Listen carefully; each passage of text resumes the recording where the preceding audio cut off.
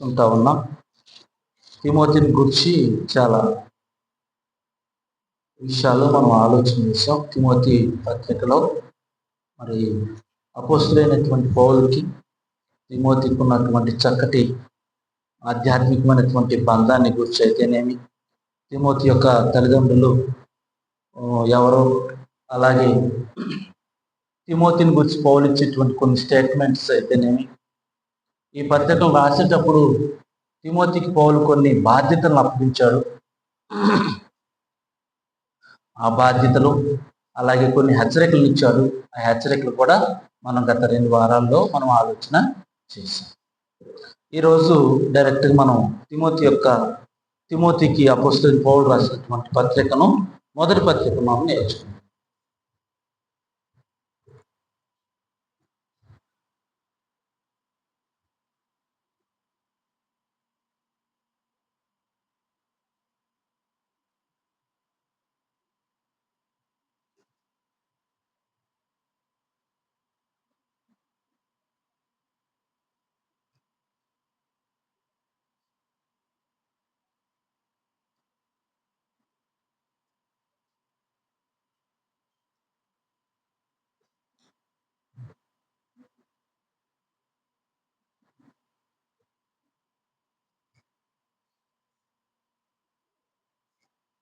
అపోస్తలుడైన పౌలు తిమోతికి రాసిన మొదటి పత్రిక.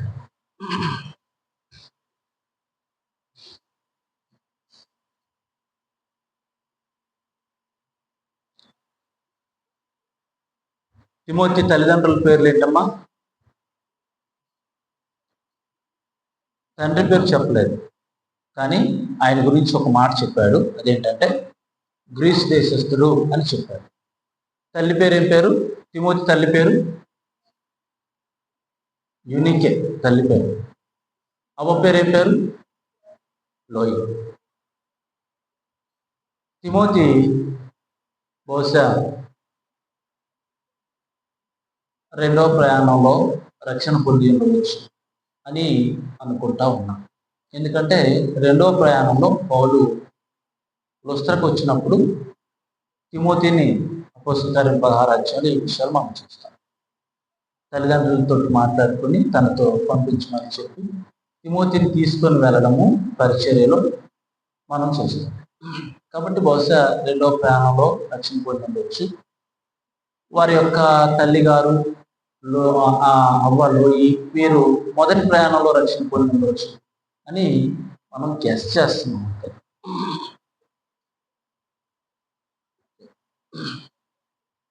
అలాగే తిమోతికి పౌలు గారు ఎఫెసీ పత్రికలోను, తెస్సలోనిక పత్రికలోను, కొలస్సీ పత్రికల్లోను, అంటే పత్రిక అంటే సంఘాల్లో, కొలస్సీ సంఘంలోను, ఎఫెసీ సంఘంలోను, తెస్సలోనిక సంఘంలోను కొన్ని బాధ్యతలను అప్పగించారు. వారికి హెచ్చరించే విషయాల్లో, బోధించే విషయాల్లో, వివరించే విషయాల్లో, నడిపించే విషయాల్లో కొన్ని బాధ్యతలు ఇచ్చారు. అలాగే వ్యక్తిగతంగా కూడా కొన్ని హెచ్చరికలను పౌలు గారు తిమోతికి ఇవ్వడము జరిగింది. నీ యవ్వనం బట్టి నీ రక్షణ లేదు, సమయమందున అసమయం ప్రయాసపడు, నీ గురించి చెప్పబడిన ప్రవచనములు కాపాడుకోవడం విషయం జాగ్రత్త పడు. కొన్ని హెచ్చరికలు పౌలు గారు తిమోతికి తెలియజేశారు.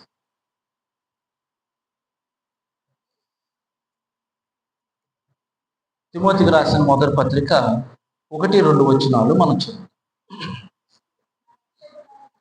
మన రక్షకుడైన దేవుని యొక్కయు, మన నిరీక్షణ అయిన క్రీస్తు యేసు యొక్కయు ఆజ్ఞ ప్రకారం క్రీస్తు యేసు యొక్క అపోస్తులైన పౌలు విశ్వాసమును బట్టి నా నిజమైన కుమారుడు తిమోతికి శుభమని చెప్పి వ్రాయినది. తండ్రి అయిన దేవుని నుండి, మన ప్రభు అయిన క్రీస్తు యేసు నుండి కృపయు కనికరమును సమాధానమును నీకు కలుగును గాక. చాలా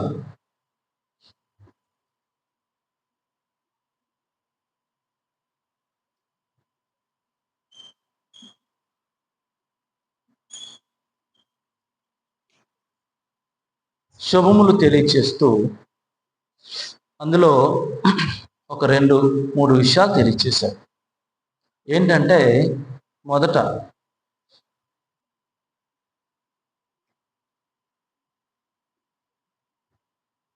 పౌలు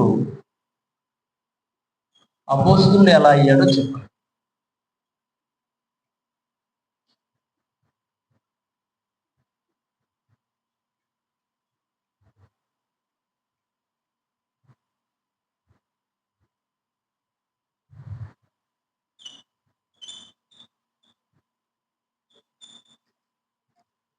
అపోస్తులైన పౌలు మన రక్షకుడైన దేవుని యొక్కయు మన నిరీక్షణ క్రీస్తు యేసు యొక్కయు ఆజ్ఞ ప్రకారము క్రీస్తు యేసు యొక్క అపోస్తులైన పౌలు. చాలా సందర్భాల్లో అపోస్తులైన పౌలు నేను అపోస్తులను యేసుక్రీస్తు చేత పిలువబడిన వాడను, నేను కూడా 12 మంది అపోస్తుల వలె నేను కూడా ఒకడిని అని అనేక సందర్భాల్లో ఆయన పత్రికలు రాసేటప్పుడు ఈ మాట తెలియచేస్తాడు. బహుశా ఎందుకై ఉంటుంది అనంటే ఆ దినాల్లో చాలామంది పౌలుని అపోస్తులుగా యాక్సెప్ట్ చేయటం లేదు. పేతురు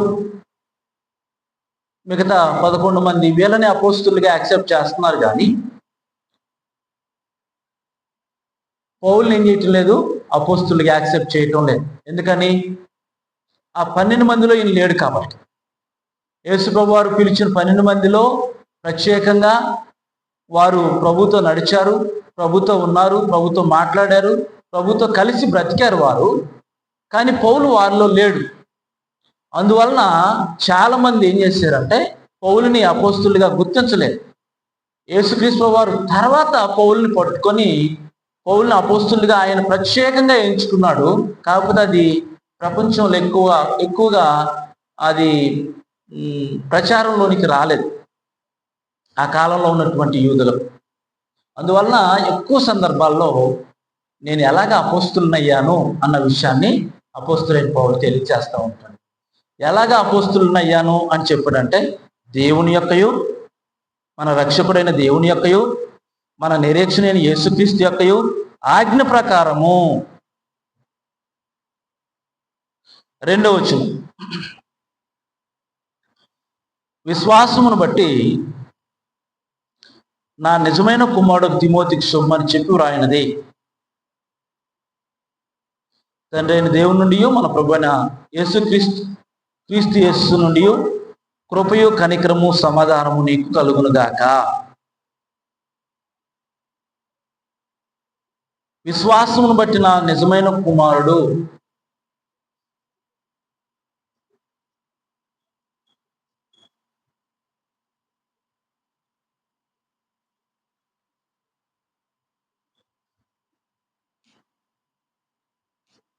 నా నిజమైన కుమారుడు అని పౌలు తిమోతిని గురించి చెప్పుట.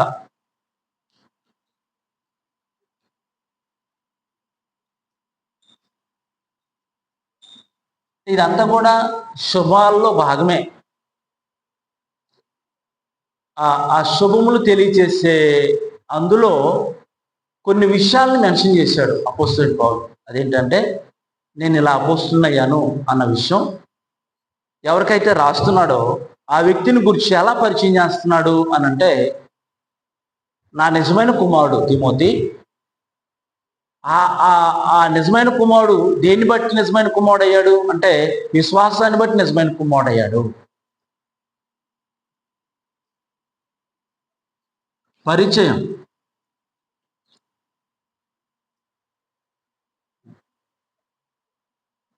అంటే ఒక తండ్రికి కుమారుడు అవడం అనేటువంటిది మనం ఎలా చూడవచ్చు? పిల్లలు తల్లిదండ్రుల ద్వారాగా కుమారులు అవుతారు కదమ్మా. తల్లిదండ్రులకి పిల్లలు కుమారులు అవుతారు. ఇంకా తల్లిదండ్రులకి కుమారులుగా ఎలాగయ్యే అవకాశం ఉంది? దత్తత తీసుకోవడం వల్ల కుమారులు అవ్వచ్చు కదమ్మా. దత్తత తీసుకోవడం వల్ల కూడా కుమారులు అవ్వచ్చు. తల్లిదండ్రులకి ద్వారా తల్లిదండ్రులకి కుమారులు అవ్వడము మనకు తెలుసు. దత్తత తీసుకోవడం వల్ల కుమారులు అవ్వడము మనకు తెలుసు. కానీ విశ్వాసమును బట్టి కుమారులు అవ్వడం అంటే, అది కూడా కుమారుడు అంటే ఎలాంటి కుమారుడు అన్నాడు? నిజమైన కుమారుడు అన్నాడు. నిజమైన కుమారుడు అంటే ఆపోజిట్ ఫేక్ కుమారులు కూడా ఉంటారా? నిజమైన కుమారులు ఎవరు కాదు? విశ్వాసమును బట్టి, విశ్వాస సంబంధమైన ఏర్పాటును బట్టి, విశ్వాస సంబంధమైన వాస్తవికమైనటువంటి నిరీక్షణను బట్టి దేవునికి కుమారులైనటువంటి వారు కుమారులు, ఒరిజినల్. ఫేక్ కుమారులు కూడా ఉంటారా? ఎగ్జాంపుల్స్ ఎవరైనా తెలుసా ఫేక్ కుమారులు? ఉదాహరణకి దేమా విషయంలో అపోస్తలుడైన పౌలు అన్నాడు. ఏమన్నాడు?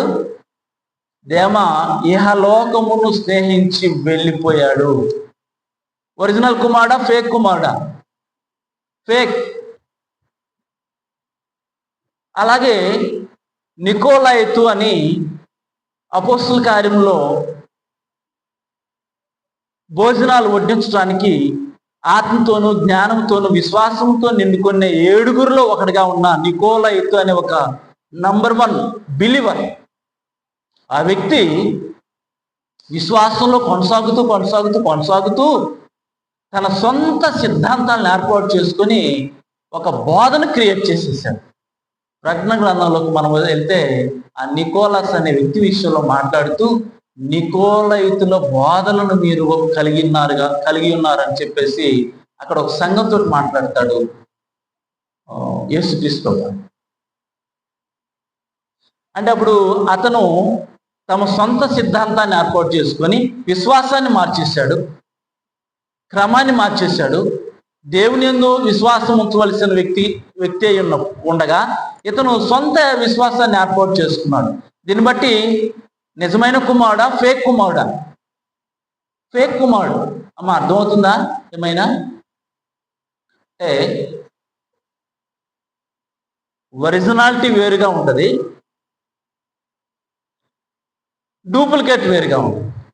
అది మనం ఎక్కువగా ఒరిజినల్స్ని ఇష్టపడతామా? డూప్లికేట్ ఇష్టపడతామా? ఒరిజినల్స్ని ఇష్టపడతాం. ఇప్పుడు ఉదాహరణకి ఒక వ్యక్తి జాబ్ ఇంటర్వ్యూకి వెళ్ళాడు. ఆ ఇంటర్వ్యూలో ఆఫీసర్స్ ఒరిజినల్ సర్టిఫికేట్స్ చూస్తారా? డూప్లికేట్ సర్టిఫికేట్స్ అయినా పర్లేదు అంటారా? ఒరిజినల్ సర్టిఫికేట్సే చూస్తారు. అలాగే తిమోతి విషయంలో పౌలు గారు ఇస్తున్న స్టేట్మెంట్ ఎలాంటిదంటే, నా నిజమైన కుమారుడు, ఒరిజినల్ క్యాండిడేట్, ఒరిజినల్ పర్సన్. భౌతికంగా ఒకవేళ తన తల్లిదండ్రులు తిమోతితో భౌతిక సంబంధమైన శరీర సంబంధమైన రిలేషన్షిప్ ఉండిద్దేమో కానీ పౌలు గారికి తిమోతికి జగత్పునాది వేయబడక మునుపు దేవుడు చేసిన సంకల్పాన్ని బట్టి, దేవుడు చేసిన ఏర్పాటును బట్టి విశ్వాస సంబంధమైన రిలేషన్షిప్ ఎలాంటిది అని అంటే, ఆత్మీయంగా తిమోతికి పౌలు గారు ఒక తండ్రిగా నడిపిస్తున్నాడు, ఒక తండ్రిగా అతన్ని పోషిస్తున్నాడు, ఆత్మ సంబంధమైన ఒక తండ్రిగా అతన్ని పరిపాలిస్తున్నాడు. ఒక విధంగా చెప్పాలి, నేర్పిస్తున్నాడు, నడిపిస్తున్నాడు, సహాయం చేస్తున్నాడు. ఒక యవ్వనస్తుడైనటువంటి తిమోతి అనేక సంఘాల్లో కొన్ని బాధ్యతలు నిర్వహించే స్థాయికి వెళ్ళాడు అని అంటే, పౌలు గారు అతనికి ఎంత ప్రాముఖ్యతనిస్తే యవ్వనస్తుడైనా కూడా అంత బాధ్యతలు నిర్వహించే స్థాయికి వెళ్ళగలిగాడు. అందుకే పౌలు అంటాడు, నా నిజమైన కుమారుడు. ఫేక్ కాదు, దేమలాగా ఫేక్ కాదు, యోధాలాగా ఫేక్ కాదు, సొలొమోన్లాగా ఫేక్ కాదు, నిజమైన ఒరిజినల్. దేవునికి ఒరిజినల్ కుమారులు, ఫేక్ కుమారులు కూడా ఉంటారమ్మా? ఉంటారా? ఈరోజు ఒకవేళ మనం దేవుని కుమారుడు అని అనుకుంటే తిమోతి పౌలు గారికి నిజమైన కుమారుడిగా ఎలాగున్నాడో అలాగా దేవునికి మనం నిజమైన కుమారులుగా విశ్వాసాన్ని బట్టి ముందుంటామా, లేకపోతే ఒకవేళ విశ్వాసానికి వేరుగా మన సొంత సిద్ధాంతాన్ని, సొంత విశ్వాసాన్ని, సొంత నియమాలను అనుసరిస్తూ మనం అనుసరించేదే సరైనది అని మనం భావిస్తూ మనం ఒకలా నికోలస్ లాగా ఫేక్ కుమారులాగా ఉన్నామేమో పరిశీలన చేసుకోవాల్సిన అవసరం ఉంది. ఓకే, అలాగే మరొక మాట ఏమన్నాడంటే, ఈ శుభాల గురించి మాట్లాడేటప్పుడు తండ్రి అయిన దేవుడి నుండి అంటే ఎవరికి రాశాడో చెప్పాడు. రాసింది ఎవరికట? ఈ పత్రికను ఎవరికి రాశాడు? తిమోతికి రాశాడు. ఎవరికి రాశాడు? తిమోతికి రాశాడు. రాసింది ఎవరు? పౌలు. ఎవరికి రాశాడు? తిమోతికి రాశాడు.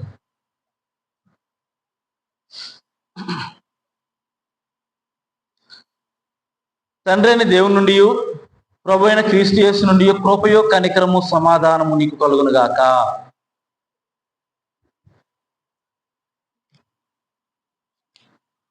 అంటే ఒక విధంగా మనం ఆలోచిస్తే చాలా సందర్భాల్లో కృప, కనికరము, సమాధానము కలుగును గాక.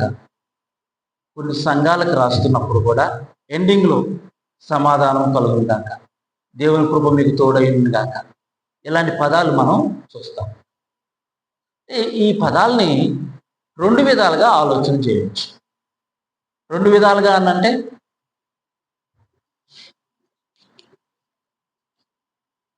కృప, కనికరము, సమాధానము. అంటే భౌతికంగా అలాగే ఆత్మీయంగా మనిషి తన జీవితంలో పొందవలసిన మేలులు రెండు విధాలుగా ఉన్నాయి. ఆత్మీయంగాను పొందాలి, అలాగే భౌతికంగాను కూడా పొందాలి. బహుశా ఇవి ఎక్కువగా వేటికి సంబంధించి చెప్పుండొచ్చు అని అంటే ఆత్మ సంబంధమైన విషయాల్లో ఎక్కువగా ఆత్మీయంగా. ఒకవేళ ఆత్మీయంగా కృప పొందటం అంటే, కృప అంటే ఏంటమ్మా? కృప అర్హత లేని వారికి అర్హత కలిగి ఉండడం, లేదా అర్హతనివ్వడం, అర్హత పొందటం. ఇప్పుడు ఒకవేళ పాపులం అనుకోండి, రక్షణ పొందాం అంటే మనకి ఏ అర్హత వచ్చింది? పాపి అనే ఒక స్థితి నుంచి దేవుని కుమారుడు అనే ఒక అర్హత వచ్చింది. పాపి అనే స్థితి నుంచి పరిశుద్ధుడు అనే ఒక అర్హత వచ్చింది. సాతాను పిల్లల నుంచి దేవుని పిల్లలు అనే ఒక అర్హత వచ్చింది. అంటే కృప. అలా స్పిరిచువల్గా ఆలోచిస్తే రోజు రోజుకి మనం దేవుని కృప పొందుతూ ఉంటే మనం ఆత్మీయంగా మరి ఎక్కువ స్థాయిలోనికి వెళ్ళడానికి అవకాశం ఉంది. పౌలు అంటాడు, దేవుని కృప, కనికరము, సమాధానము. అలాగే కనికరం అంటే దేవుని కనికరం లేదనుకోండి, అసలు మనం ఏ విషయమైనా చేయగలుగుతాం? అసలు ఆయన కనికరం లేకుండా ఒక ప్రయాణం చేసి ముగించగలమా? ఒక పని చేసి ముగించగలమా?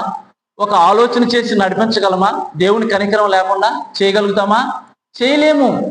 అంటే మనకు తెలియదు, కానీ మనం ఏదో మనం సొంతంగా మనం చేసేసుకుంటున్నాం అని మనం అనుకుంటాం. కానీ దేవుని కనికరం లేకుండా మనం ఏది కూడా చేయలేము. మనం అడుగు తీసి అడుగు వేయలేము. ఆయన కృపను బట్టి, ఆయన కనికరాన్ని బట్టి, ఆయన దయను బట్టి మనం వెళ్ళగలుగుతున్నాం, రాగలుగుతున్నాం, తినగలుగుతున్నాం, పడుకోగలుగుతున్నాం. వాస్తవానికి ఈరోజు అది చాలా మందికి అర్థమైందా? ఏం అర్థం కాలేదు? ప్రఫుల్, చాలా మందికి ఏం అర్థం కాలేదు. ఇక్కడే ఉన్నావా? దేవుని మనం ఏం చేసినా అది దేవుని కనికరము, దేవుని కనికరము వలన అది చేయగలుగుతున్నాము. దేవుని దయ వలన మాత్రమే చేయగలుగుతున్నాము. మనం పని చేసుకొని ఇంటికి చేరాం. ఏంటమ్మా అది? అయిపోతే ఆంటీ మనం పని చేసుకొని ఇంటికి వచ్చాం అంటే ఏంటి? ఏముంటే వచ్చాం ఇంటికి? మనం కనికరం. ఉద్యోగం చేసుకొని ఇంటికి వచ్చాం, ఏముంటే వచ్చాం ఇంటికి? కనికరం, దేవుని కనికరం. అది మామూలు విషయం కాదు. అలాగే సమాధానం. ఎక్కువగా ఈ పదాలు అనేక పత్రికల్లో పౌలు గారు వాడుతూ ఉంటాడు ఎక్కువ సందర్భాలు. దేవుని కృప, కనికరము, సమాధానం మానవ జీవితంలో అత్యంత విలువైనవి. ఒక మనిషి ఆనందంగా, సంతోషంగా, హ్యాపీగా బ్రతకాలంటే ఉండాల్సింది సమాధానం. ఎన్ని ఆస్తులున్నా, ఎంత బలగం ఉన్నా, ఎంత జ్ఞానం ఉన్నా, ఎంత చదువున్నా, సమాధానం లేకపోతే అవన్నీ కూడా వేస్ట్. కాబట్టి ఈ 3 విషయాలు జనరల్గా అంటే కొంచెం డెప్త్లో మనం ఆలోచన చేస్తున్నాం. ఇంత అవసరం లేదు, కానీ కొంచెం మనకి కొంచెం క్లియర్గా అర్థం కావడం కోసం మనం ఆలోచన చేస్తున్నాం. ఈ శుభములు అనే విషయాల్లో గ్రంథకర్త గురించి మాట్లాడాడు. అలాగే గ్రహీత ఎవరికి రాస్తున్నాడో తిమోతి గురించి మాట్లాడాడు. అలాగే శుభములు తెలియజేశాడు. మెయిన్ 1వ అధ్యాయము 3 నుంచి 7 వచనాలు చదువు. నేను మాసిదోనియాకు వెళుచుండగా సత్యమునకు భిన్నమైన బోధ చేయవద్దనియు, కల్పనా కథలను, మితము లేని వంశావళులను, విశ్వాస సంబంధమైన దేవుని ఏర్పాటుతో కాక వివాదములతోనే సంబంధము కలిగి ఉన్నవనియు గనుక వాటిని లక్ష్య పెట్టవద్దనియు కొందరికి ఆజ్ఞాపించుటకు నీవు ఎఫెసీలో నిలిచి ఉండవలనని నిన్ను హెచ్చరించిన ప్రకారము ఇప్పుడును హెచ్చరించుచున్నాను. ఉపదేశ సారం మీదనగా పవిత్ర హృదయం నుండి, మంచి మనస్సాక్షి నుండి, నిష్కపటమైన విశ్వాసం నుండి కలుగు ప్రేమయే. కొందరు వీటిని మానుకొని తొలగిపోయి తాము చెప్పువాటినైనను నిశ్చయమైనట్టు రూఢిగా పలుకు వాటినైనను గ్రహింపకపోయినను ధర్మశాస్త్రోపదేశకులై ఉండగోరి నిష్ప్రయోజనమైన ముచ్చట్లకు తిరిగిరి. చాలమ్మా.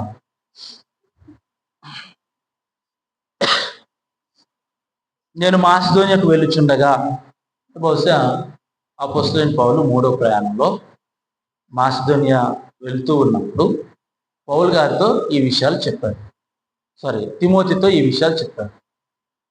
ఏం చెప్పాడు అంటే, సత్యమునకు భిన్నమైన బోధ చేయొద్దని, కల్పనా కథలను, మితం లేని వంశాలను, విశ్వాసం ఉన్న దేవుని ఏర్పాటుతో కాక వివాదములతో సంబంధం కలిగి ఉన్నవి కనుక వాటిని లక్ష్య పెట్టవద్దని కొందరికి ఆజ్ఞాపించుటకు నువ్వు ఎఫెసులో నిలిచి ఉండవలని నిన్ను హెచ్చరించిన ప్రకారం ఇప్పుడును హెచ్చరించుచున్నాను. అంటే ఇంతకు ముందుదే చెప్పాడు పౌలు గారు తిమోతికి. ఏమని చెప్పాడు? ఇలాగా ఎఫెసీలో కొన్ని అబద్ధ బోధలు ప్రవేశించని భిన్నమైన బోధలు చేస్తున్నారు, అనవసరమైన వాటి జోలికి వెళ్తున్నారు, అవసరమైన వాటి గురించి వాదోపవాదాలు పెట్టుకుంటున్నారు, అనవసరమైన కల్పనా కథలు, మితం లేని వంశావళులు, వీటన్నిటి గురించి వాదాలు పెట్టుకుంటూ కాలాన్ని గడిపేస్తున్నారు. కాబట్టి నువ్వు ఎఫెసీలో ఉండి కొంతకాలము ఏం చేయాలి? భిన్నమైన బోధ చెయ్యొద్దని, కల్పనా కథలను, మితం లేని వంశావళులు దేవుని ఏర్పాటుతో కాకుండా అవి వ్యర్థమైనవి, వాటి జోలికి పోవద్దు, వాటిని లక్ష్య పెట్టొద్దని వారికి ఆజ్ఞాపించు అని చెప్పేసి బహుశా ఈయన మాసిదోనియా వెళ్తూ ఉన్నప్పుడు నువ్వు ఎఫెసులో ఉండు అని చెప్పేసి తిమోతిని ఎఫెసులో ఉంచేసి వెళ్ళి అప్పుడు సత్యమునకు భిన్నమైన బోధ చేయవద్దని కల్పనా కథలను మితములేని వంశావళులను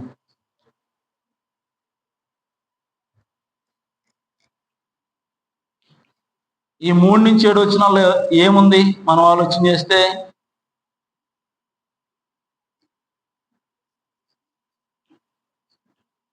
భిన్నమైన బోధ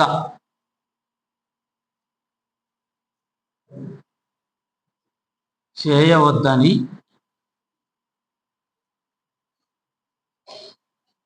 లక్ష్య పెట్టవద్దని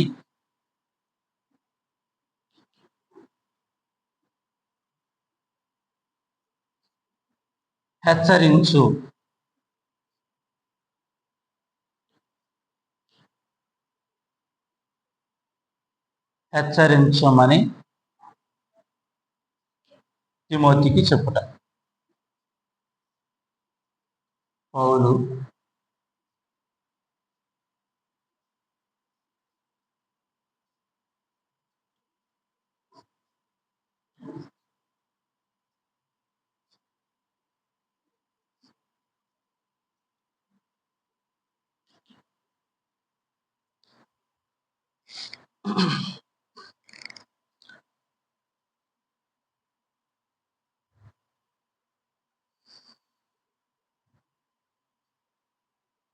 దేవుడు ఒక గ్రంథాన్ని, పరిశుద్ధమైన లేఖనాల్ని మానవ జీవితాల్లో మనం అనుసరించవలసిన విషయాలు దైవ గ్రంథము ద్వారా దైవ ప్రేరేపితం వలన కలిగిన లేఖనాలు మనుషుల యొక్క హెచ్చరికను బట్టి కాకుండా దేవుని ప్రేరేపణ వలన, పరిశుద్ధాత్మ ప్రేరేపణ వలన కలిగిన పరిశుద్ధమైన లేఖనాలు దేవుడు మనకిచ్చాడు. వాటిని జాగ్రత్తగా మనం చదివితే సత్యాన్ని తెలుసుకుని ఆత్మీయంగా బ్రతకడానికి అవకాశము ఉంది. అది దేవుడు ఏర్పాటు చేసినటువంటి పద్ధతి. అయితే సాతాను ఏం చేశాడు అనంటే వీటికి వేరుగా కొన్ని భిన్నమైన బోధనలు తీసుకొచ్చేసాడు, అబద్ధ బోధనలు తీసుకొచ్చేసాడు. ఈరోజు చాలామంది యేసుక్రీస్తు దేవుడు కాదని, అసలు యేసుక్రీస్తు నిత్యత్వం లేడని, యేసుక్రీస్తు ప్రభు వారు సృష్టించబడిన వ్యక్తి అని, అసలు యేసుక్రీస్తు దేవదూతల్లో ఒకడని రకరకాల బోధనలు చేస్తారు. అలాగే అపోస్తలుడైన పౌలు విషయంలో మొదటి శతాబ్దంలో ఎలాంటి బోధ తీసుకొచ్చారు? ఆయన అసలు అపోస్తులే కాదు అన్న బోధ తీసుకొచ్చారు. ఇంకా మొదటి శతాబ్దంలో యేసుక్రీస్తు విషయంలో ఎలాంటి బోధ తీసుకొచ్చారు? ఆయన పైనుంచి తండ్రి యొద్ద నుంచి రాలేదు, ఆయన యోసేపు కుమారుడు అని చెప్పేసి, వడ్లవాని కుమారుడు కదా, యోసేపు కుమారుడు కదా, ఈయనేంటి మీరు దేవుని కుమారుడు అంటారు, ఈయన మీరు దేవదోషం చేస్తున్నారని చెప్పేసి ఆయన్ని, యేసుక్రీస్తుని ఆయన శరీరధారిగా వచ్చాడు అని అన్న విషయాన్ని ఒప్పుకోలేదు చాలామంది. ఇలాంటి అబద్ధ బోధలు ఇంకెన్నో గల్తీ సంఘంలో మనం చూస్తే సున్నతి విషయంలో, ధర్మశాస్త్రం విషయంలో కొన్ని అబద్ధ బోధలను కొంతమంది మరి యూదులు వచ్చేసి అక్కడ జరిగించడం మనం చూస్తాం. ఈరోజు కూడా చాలామంది సంఘం విషయంలో కానీ, ఆరాధన విషయంలో కానీ, వాయిద్యాల విషయంలో కానీ, పండుగల విషయంలో కానీ తప్పుడు బోధలు చేసి ఏం చేస్తున్నారు? సంఘాలని పాడు చేస్తున్నారు. బైబిల్లో ఎన్ని రోజులకు ఒకసారి ఆరాధించాలని దేవుని వాక్యం సెలవిస్తుంది? ఏమ్మా, నెలకు ఒకసారా, సంవత్సరానికి ఒకసారా, వారానికి ఒకసారి ఆరాధించాలని వాక్యం సెలవిస్తుందా? లేకపోతే సంవత్సరానికి ఒకసారి అని, క్రిస్మస్ రోజు దేవుని ఆరాధించాలని? వారానికి ప్రతి వారము ఏం చేయాలమ్మా? ప్రతి వారం ప్రభు బలలో పాల్గొంటూ పొందాలి. ఇప్పుడు చాలా మంది ఏం చేస్తున్నారు? నెలకు ఒకసారి, 3 నెలలకు ఒకసారి, సంవత్సరానికి ఒకసారి తీసుకుంటున్నారు. ఇప్పుడు ఇది అబద్ధ బోధ, దేవుని ఏర్పాటుతో వచ్చిన బోధ, అబద్ధ బోధ. వాయిద్యాలు దావీదు వాయించాడు, అది ధర్మశాస్త్రంలో దేవుడు ఆజ్ఞాపించాడు, అవి జరిగించారు. యేసుక్రీస్తు వారు వచ్చారు, క్రొత్త నిబంధనలో వాయిద్యాలను తీసుకురాలా. అంతేకాదు, ఆయన ఏం చెప్పాడంటే దేవుణ్ణి ఆరాధించేటప్పుడు ఎలాగ ఆరాధించమన్నాడు? ఆత్మతోనూ సత్యంతోనూ ఆరాధించమన్నాడు. ఇప్పటికి ఇంకా వాయిద్యాలు తీసుకొస్తున్నామంటే అది భిన్నమైన బోధ, దేవుని ఏర్పాటుతో వచ్చిన బోధ, భిన్నమైన బోధ. ఈ రోజుకి యేసుక్రీస్తు తన రక్తం ఇచ్చి కట్టిన సంఘం ఒకటి ఉంది అని బైబిల్ అంతా ఘోషిస్తున్న మనుషులు ఏం చేస్తున్నారు? ఎవరికి వాళ్ళము బోధకులైనటువంటి వారు ఏం చేస్తున్నారని అంటే సొంత సంఘాలని ఏర్పాటు చేసుకుంటున్నారు. ఇప్పుడు ఎవరి సంఘం వాళ్ళు ఏర్పాటు చేసుకోవడం బైబిల్ పర్మిషన్ ఇస్తుందా? ఇవ్వడం లేదు. మరి ఎవరి సంఘాన్ని గురించి బైబిల్ బోధిస్తుంది? కట్టింది ఒక ఆయన, రక్తం కార్చింది ఒక ఆయన, ప్రవచించబడింది ఒక ఆయన గురించి. కాబట్టి అది ఆయనదే. ఆ సంఘానికి శిరస్సు ఆయన, ఆ సంఘానికి రాజు ఆయన, ఆ సంఘం కోసం ప్రాణం పెట్టింది ఆయన, రక్తం కార్చింది ఆయన. కాబట్టి అది ఆయనదే. అంటే ఎందుకు ఈ విషయాలు చెప్తున్నానంటే ఆ దినాల్లో భిన్నమైనటువంటి బోధలు ఇవి కాకపోవచ్చు, కానీ ఈ దినాల్లో ఇలాంటి భిన్నమైనటువంటి బోధలు, స్వస్థతలు కలుగు చేస్తాం రండి, కుటుంబ సమస్యలు పోగొడతాం రండి, మీ ఇంట్లో ఏం జరగాలన్నా సరే మేము చూసుకుంటాం, మీరు ప్రార్థనకి రండి, మీ పెళ్ళిళ్ళు చేస్తాం, మీకు పిల్లలు పుడతారు, మీకు ఆరోగ్యాలు మంచిగా అవుతాయి, మీకు ఇల్లు కట్టుకుంటారు, మీకు మంచిగా అవుతాయి, మీ సమస్యలు పోతాయి రండి. ఇలాంటి బోధలు వచ్చినాయమ్మా? వచ్చినాయా రాలేదా? మనం టీవీ ఆన్ చేస్తే అన్నీ అవే. ప్రార్థన అవసరతల కొరకని కింద ఒక ఫోన్ నెంబర్ ఇస్తారు. ఆ ఫోన్ చేయగానే ప్రార్థన చేసి ఆఫరింగ్ కొట్టమంటారు. అంటే భిన్నమైన బోధలు ఆ రోజుల్లో ఉన్నాయి, ఈ రోజు. పౌలు అన్నాడు, వాటిని లక్ష్య పెట్టదు. భిన్నమైన బోధలు విషయం చెప్పాడు చూడమ్మా. భిన్నమైన చేయొద్దు. అది భిన్నమైన బోధ అంటే అబద్ధాన్ని ప్రకటించొద్దు అంటాడు. అబద్ధాన్ని ఏం చేయొద్దు? ప్రకటించొద్దు, అబద్ధాన్ని బోధించొద్దు. దేవుని వాక్యాన్ని చదువు, నీకు అర్థమైన విషయాలను ఉన్నదన్నట్లుగా బోధించు, అంతే. తెలియని విషయాలను తీసుకొచ్చేసి, ఎవరో చెప్పిన విషయాలను తీసుకొచ్చేసి, నీకు నచ్చిన విషయాలను తీసుకొచ్చేసి అబద్ధాన్ని సంఘంలో ప్రకటించి సంఘాన్ని పాడు చేయొద్దు. నీ సొంత విషయాల్ని నీ స్వార్థం కోసం వాడొద్దు.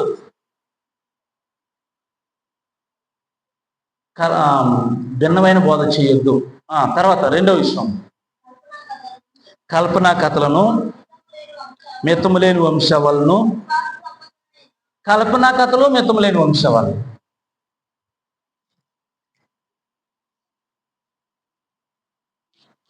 భిన్నమైన బోధ అంటే అబద్ధ బోధ, బైబిల్లో లేని బోధ, తప్పుడు బోధ. అలాగే ఇంకొక మాట ఏమన్నదంటే కల్పనా కథలు.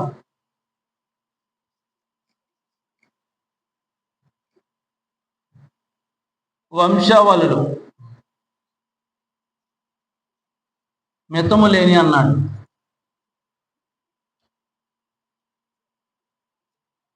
మితము లేని వంశావళులు. ఈరోజు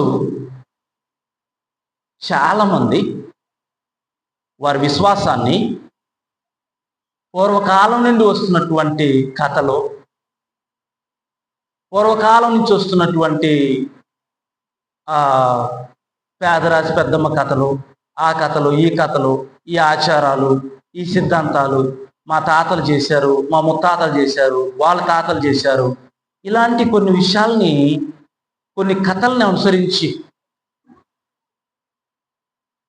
వాళ్ళు ఎప్పుడో ఏదో కథ, ఏదో ఒక స్టోరీ ఆ పిల్లల కోసం చెప్పుకుంటారు, లేకపోతే పెద్దల కోసం చెప్పుకుంటారు, ఏదో నవ్వుకోవడానికి చెప్పుకుంటారు. ఎందుకంటే దేవుడు మానవుడికి జ్ఞానం ఇచ్చాడు కదా. మానవుడు ఏదో ఒకటి అక్కడ కల్పించి ఒక స్టోరీ చెప్పగలిగే నాలెడ్జ్ మనిషికి ఉంది కదా. అలాంటి స్టోరీస్ ఏవో మన పూర్వకాలంలో కొన్ని కథలు చెప్తా ఉంటారు. బహుశా యూదుల్లో కూడా అలాంటి కథలు వచ్చేసినాయి, స్టోరీస్ వచ్చేసినాయి. ఒకవేళ ఐగుప్తు నుంచి ఏమన్నా అరువు తెచ్చుకున్నారేమో మనకు తెలియదు. ఐగుప్తు దేశంలో 430 సంవత్సరాలు ఇశ్రాయేలీలు ఉన్నారు కదా, అక్కడ అలాంటివి అన్నీ నేర్చుకొని ఆ స్టోరీస్ నేర్చుకొని ఆ స్టోరీస్ని బట్టి వీళ్ళ జీవితాన్ని నడిపించుకుంటా వచ్చేస్తా ఉన్నారు. జీవితాన్ని కథలు నడిపించకూడదని, జీవితాన్ని ఏదో పిల్లలకి ఏదో నీతి కథలు లేకపోతే అవేవో ఏదో చెప్తున్న ఆ కథలు అవి నడిపించకూడదని, జీవితాన్ని దేవుని వాక్యం నడిపించాలి. దేవుని వాక్యం మనిషి యొక్క ప్రతి కదలికను, ప్రతి భావోద్వేగాన్ని, ప్రతి నిర్ణయాన్ని బైబిల్ ద్వారా మాత్రమే వెళ్ళే విధంగా ఉండాలి తప్ప కథల ద్వారా, అందుకన్నాడు అవి దేవుని ఏర్పాటుతో కాక ఈ కథల వలన మితములేని వంశం వల్ల అన్నాడు.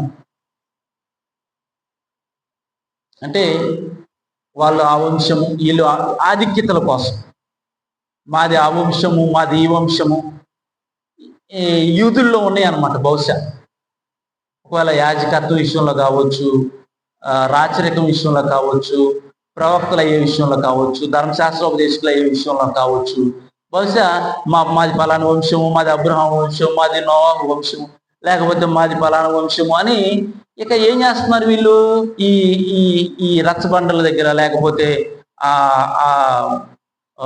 అరుగుల దగ్గర కూర్చొని ఈ వంశ వాళ్ళ గురించి ఒకటే మాట్లాడుకుంటూ ఉంటారు. మేము పలాందిరా, మేము పలాంది అని చెప్పేసి వాదోపవాదాలు వాదించుకుంటూ ఉంటారు.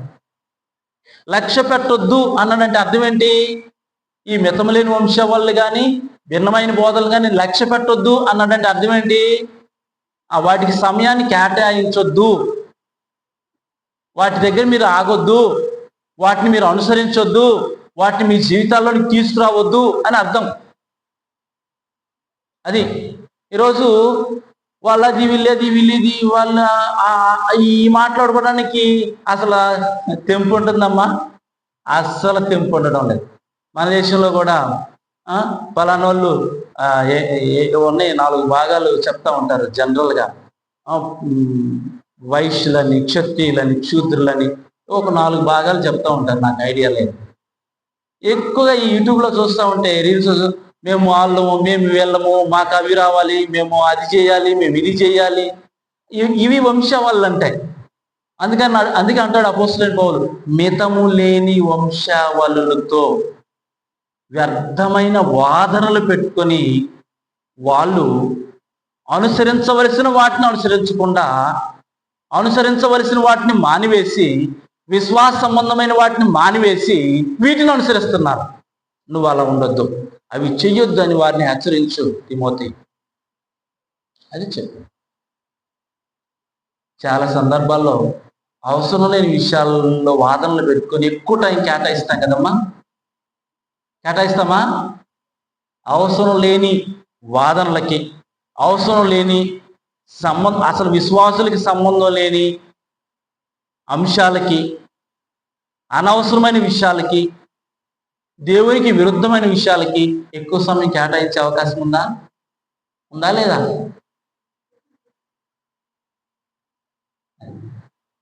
అందుకే పౌలు గారు తిమోతిని ఎఫెసీలో ఉండి ఈ విషయాలను హెచ్చరించు, భిన్నమైన బోధ చేయొద్దని, కల్పనా కథలను, మితములేని వంశవాళ్ళను, అవి దేవుని ఏర్పాటుతో కావు కాబట్టి, అవి వివాదములతో సంబంధం కలిగి ఉన్నాయి కాబట్టి వాటిని లక్ష్య పెట్టొద్దని నువ్వు వారిని హెచ్చరించు.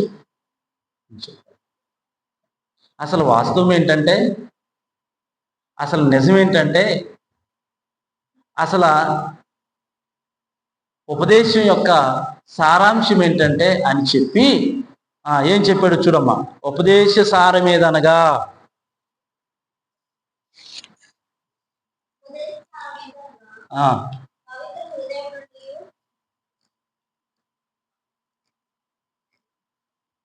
హృదయము,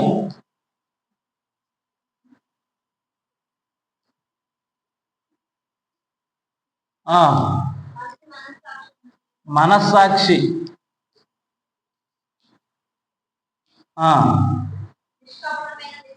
విశ్వాసము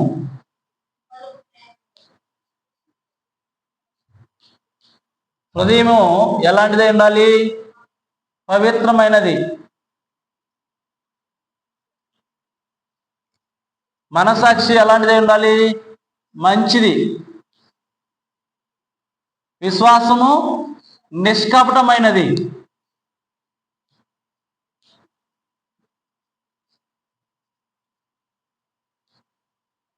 ఇప్పుడు మనం మామిడి పళ్ళు కొంటా ఉన్నాం. మామిడి పళ్ళు కొనేటప్పుడు ఏం చేస్తున్నాము? జనరల్గా పరీక్షిస్తున్నాం. అంటే ఇవి చెట్టును పండిందా, లేకపోతే ఏదైనా పౌడర్ వేసి పండించారా, లేకపోతే ఇది ఎలాంటి కాయి, మనం కొద్ది రోజులు నిలబడిద్దా, ఉండిద్దా లేదా అని యూట్యూబ్లో చెప్తా ఉంటారు. ఇదిగో ఈ పొడేసి చూడండి, బ్లాక్ వస్తుంది, నిమ్మకాయ పిండి చూడండి, ఇవి చెప్తా ఉంటారు. అంటే దేనికోసం మనం ఆలోచన చేస్తాం? ఒక కాయ కొనాలంటే కూడా ఒరిజినల్ కాయ కోసం ఆలోచన చేస్తామా? డూప్లికేట్ కాయ 10 రూపాయలు తగ్గించుకొని డూప్లికేట్ తీసుకుంటామా? 10 రూపాయలు పోయినా ఒరిజినల్ తీసుకున్నాం. ఎందుకంటే అది ఆరోగ్యానికి సంబంధించింది, చాలా ప్రమాదకరమైనటువంటిది కదా. ఒకవేళ కెమికల్స్ అలాంటివి కలిపితే అది ప్రమాదం కదా.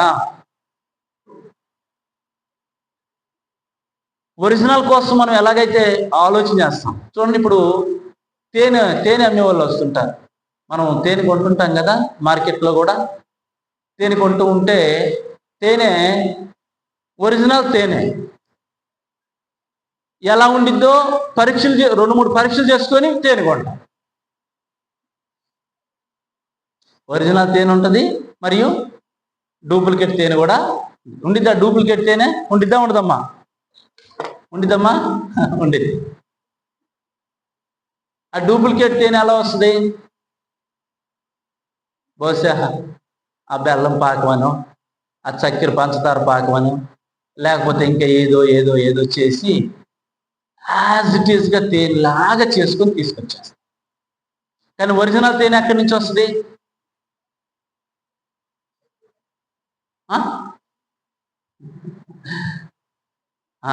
తేనెగల నుంచి వస్తుంది. ఆ ఈగల దగ్గర డైరెక్ట్గా తెచ్చినటువంటి తేనె ఏదైతే ఉందో అది ఒరిజినల్. ఒక విశ్వాసి ఆరోగ్యంగా దేవుని చిత్తానుసారంగా ఈ లోకంలో బ్రతికితే ఖచ్చితంగా నిత్య జీవాన్ని పొందుతాడు. అప్పుడు ఈ లోకంలో డూప్లికేట్గా బ్రతికితే ఉపదేశానుసారం అది కాదు, ఇది. వీటి వలన వీళ్ళు ఏం సంపాదించాలనుకుంటున్నారు? అక్కడ చూడండి ఏమన్నాడో. మళ్ళీ వెళ్దాం అక్కడికి. 7వ వచనం చివరిలో చదువమ్మ. కొందరు 6 నుంచి చదువు. కొందరు వీటిని మానుకొని తొలగిపోయి చెప్పువాటినైనను నిశ్చయమైనట్టు రూఢిగా పొలుగువాటినైనను గ్రహింపకపోయినను, అంటే అసలు తెలీదు, ఆ కథలు నిజమని నమ్ముతున్నారు కానీ అవి రూఢి అని తెలియదు. కల్పనా కథలు ఆ విషయాల్లో వాళ్ళు ఖచ్చితంగా ఇది అని చెప్పడానికి కూడా వాళ్ళకి ఆధారాలు లేవు. ఆధారాలు లేని వాటిని రూఢి అని చెప్పడానికి పూనుకుంటున్నారు అంతే. ఇంకా ఆడేం లేదు, అసలు వాటికి సంబంధించిన గ్రహింపు లేదు. అయినా సరే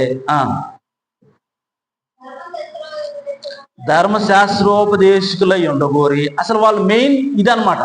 ఆ వంశవాళ్ళ గురించి, కథల గురించి, కల్పన కథల గురించి వాళ్ళు వాదించడం కానీ మాట్లాడడానికి రీజన్ ఏంటంటే ఆధిక్యత కోసం, ఆధిపత్యం కోసం. ధర్మశాస్త్రోపదేశకులై ఉండగోరి నిష్ప్రయోజనమైన ముచ్చట్లకు తిరిగిరి. నిష్ప్రయోజనమైనటువంటి ముచ్చట్లు. ఓకే, అంటే ఎందుకు ఈ విషయాన్ని నేను చెప్పానంటే డూప్లికేట్.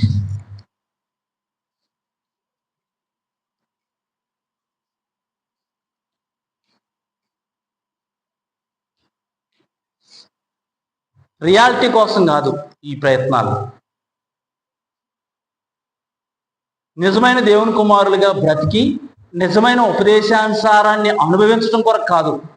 ఇది దుర్లాభం కోసం, స్వార్థం కోసం. ఒక వ్యక్తి విశ్వాసాన్ని తమ స్వార్థం కోసం కూడా కొనసాగించే అవకాశం ఉందా? ఎస్, ఉంది. దానికి ఇదే మనకి చక్కటి ఎగ్జాంపుల్. వాళ్ళు కూడా విశ్వాసులే, కానీ కల్పనా కథలు, మితములేని వంశవాళ్ళు, అవి దేవునికి సంబంధించినవి కాదు. వాదనలు, ముసలమ ముచ్చట్లు ఇలాంటివి పెట్టుకొని మేము విశ్వాసులం అని ముద్ర వేసుకున్నారు అంతే. అసలు ఉపదేశానుసారం ఏంటంటే అని చెప్తున్నాడు చూడండి. ఉపదేశానుసారం ఏంటంటే, అంటే ఒరిజినాలిటీ ఏంటంటే, డూప్లికేట్స్ ఉన్నాయి కదా, చాలా ఉన్నాయా? బట్టల్లో డూప్లికేట్స్ ఉన్నాయా? ఉన్నాయి. మనం తినే ఆహారంలో డూప్లికేట్స్ ఉన్నాయా? ఉన్నాయా లేవమ్మా? ఇందాక దేని గురించి చెప్పుకున్నాం, తర్వాత ఫ్రూట్స్ గురించి చెప్పుకున్నాం. వీటిల్లో డూప్లికేట్స్ ఉన్నాయా? ఉన్నాయి. అలాగే విశ్వాస సంబంధమైన జీవితాల్లో కూడా డూప్లికేట్స్ ఉన్నాయి. ఈ బిడ్డలారా, దేవుని పిల్లలారా, అందుకే అసలు ఉపదేశం యొక్క సారాంశం ఏంటంటే, హృదయం పవిత్రంగా ఉండి ఆ పవిత్రమైన హృదయం నుంచి, మంచి మనస్సాక్షి నుంచి, నిష్కపటమైన విశ్వాసం నుంచి వచ్చే ప్రేమ, అది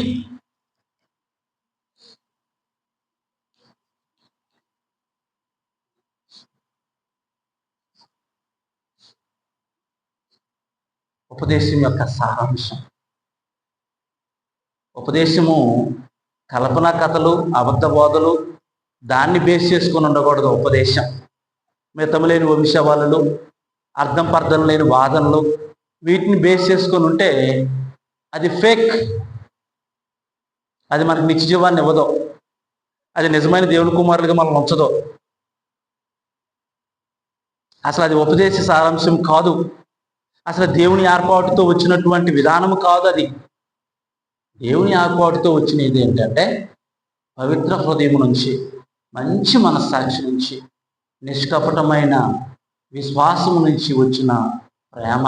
అది మంచి తేనెగల నుంచి వచ్చిన ఒరిజినల్ తేనె ఎలా మనం ఇష్టపడతామో, విశ్వాస సంబంధమైన దేవుని వాక్యాన్ని కూడా అలా మనం ఇష్టపడడం అనేటువంటిది మనకి అర్థం కావాలి.